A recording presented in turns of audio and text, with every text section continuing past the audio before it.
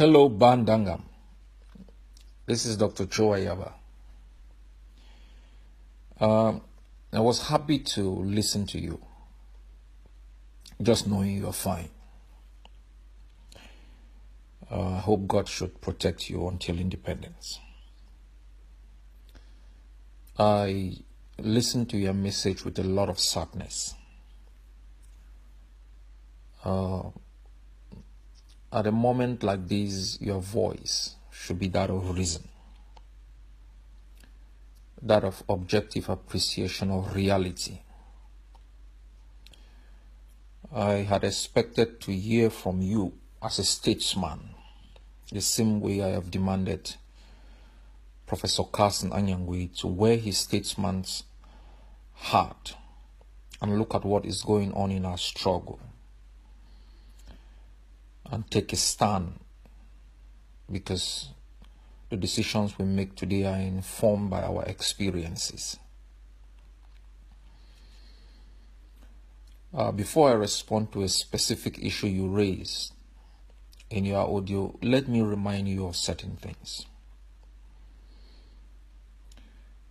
When we met in Boya in 1993, it was simply to expose the tragedy of the occupation of Amazonia. In 1994 in Bamenda, it was to proclaim our wishes, and we did in the Bamenda Proclamation. When the standing committee of the AASC became the SCPC, we all agreed that the SCNC will become the executive organ and the council for the people of Amazonia. You became the vice chairperson. Cameroon was given a reasonable period to review the Boya Declaration and the Bamenda Proclamation, without which that council will become the Constituent Assembly to declare independence. You and others traveled to the United Nations in 1995. We created the Southern Cameroon's Youth League while you people were out. The day you people returned, there were a series of meetings in London that issued the London Communique that said the period given Cameroon to review its policy within Amazonia had come to an end. And once you people return, the council will be enlarged and transformed into the Constituent Assembly and declare the independence of Amazonia. I was at the Mongo Bridge to receive you people. We drove from there straight to Mount Mary. Thereafter, the tour of the territory of Amazonia was announced. This is very important, Pa Ndangam. In Bamenda alone, at the Bamenda Municipal Stadium, there were close to 100,000 people. The mobilization that occurred during that tour frightened Yaoundé. And we were left with enlarging the council and declaring their independence, until a fake pastor in Boya convinced Barrister Kontang Elad to call off the tour or to suspend the tour. That announcement was made over CRTV Boya. The next day, I guess Dr. Munzo participated in a daily program that was over CRTV Yaoundé, a call-in program where you could call in and give your opinion. As spokesman of the SCNC, he went through that program to announce that the announcement suspending the tour was fake. But it was too late. The momentum that we had gathered through the tour, the determination and the excitement of the Amazonian people to change their lives once and for all, manifested through the signature referendum that we had conducted, was dashed in one miscalculation by the leadership of the SCNC. That decision began the downward spiral of factions within our liberation struggle. Let me also remind you that the simple claim by the SCNC to be the umbrella organization, even without a clear roadmap to our independence, was the only thing they had, the only argument they had. Be reminded that when Pa Foncha called for a reconciliation meeting between the SCYL, SCNC and SCAM, it was only the SCNC that never presented a program. The SCYL presented its blueprint for independence. That was the blueprint we implemented in 1997. So the argument constantly that you are in charge, as the SCNC claimed, without a specific liberation agenda and with taunting with policies that are anti-revolutionary, is mind-boggling. Let me also remind you that we created the SCYL on the 28th of May 1995 as a separate body. It was created by students from the University of Buea, Cancer, Free West Cameroon Movement, and some individuals. We created it as a platform. All along, in the SCNC's attempt to destroy every other movement, it claimed the SCYL was its youth wing, even when in the SCNC bylaws there was virtually no provision within those bylaws that talked about the existence of any youth wing. The desire was to dominate, to control. And the resistance against the SCNC at that moment was not simply because we rejected the SCNC as a jointly created umbrella organization. We concluded that without a program for liberation, there is no way you can achieve liberation. We also concluded that when you have a leadership that is ill-informed about what is to be done, you can't simply surrender leadership to that particular platform. And so it really bothers me when I hear you talk about the relationship between the government and the military wing. When did the AGC become the military wing of this virtual government? When did the government create this military wing? And what is the ASC? Okay, let's agree that we are the military wing. I know you people have strenuously tried to remind Ambazonians that you are the political wing, you are the government, and so Ayaba and the others, they are commanders. So you keep drumming this idea in the minds of our people, hoping that without due process you are going to gain legitimacy. When is it possible that any government in this world will declare a war without informing the armed wing?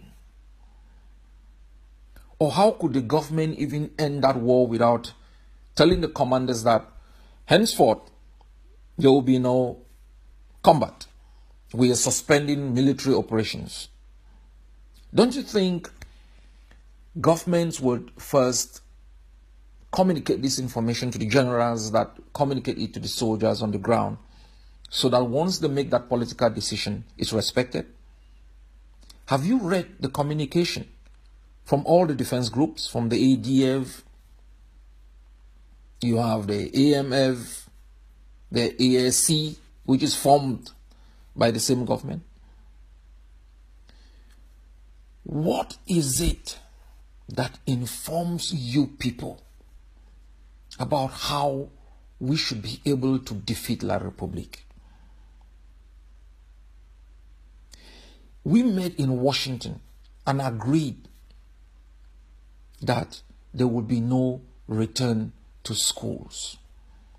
A few days later, Dr. Sako announced something else. We agreed in Washington that we could simply do our individual activities but consult. But when it comes to October 1, which is a national day for the Ambazonian people, we must do it collectively. A few days later, Dr. Sako went ahead and announced a program. The ghost towns were called not by the AGC, not by Dr. Sako and his group. It was called by the consortium, adopted by the other movements. Don't you think in suspending the ghost towns, it would be judicious, even when we don't agree, to simply send a message to the other movements and say, look, because of these classified reasons, we think we should give a few days or few weeks of suspension. That will give the movements to immediately communicate that information down to the defense groups, so that cars are not vandalized, people are not attacked for simply going about their activities. Don't you think it's callous for a national day of resistance to be suspended by one group without any consultation? How will you feel if one day I go on the air and announce the suspension of the right of the Amazonian people to defend themselves? You could say then I'm the military wing, so I have the right to make that decision. Would you consider that a good decision? Ndangam, we are not as divided as people seem to portray. You have a couple of individuals who are very ill-informed, and they have made many decisions that have affected our revolution in a very negative way. In a revolution like ours, maintaining victimhood is very, very important. We are the victims, and to remain the victim is critical, because we need sympathy from the international system.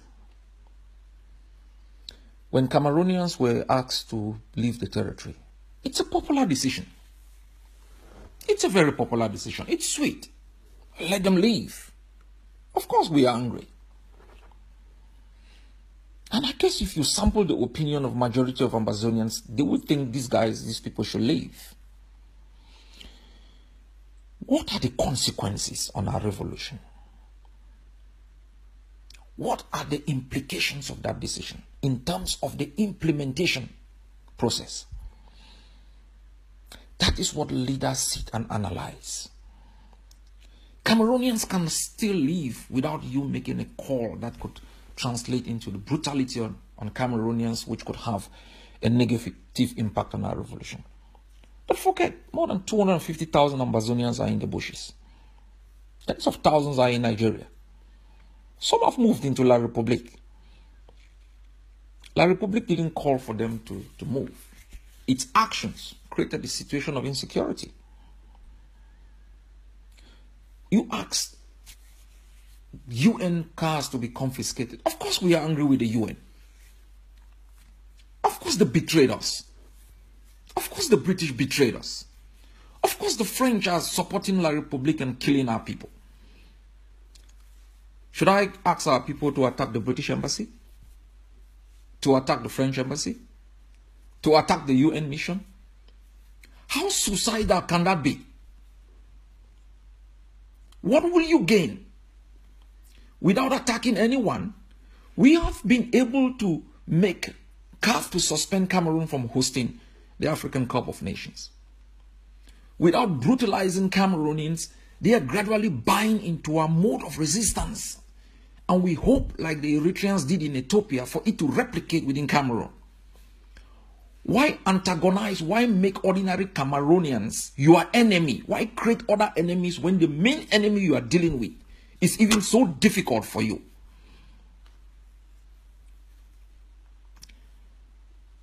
You know, the day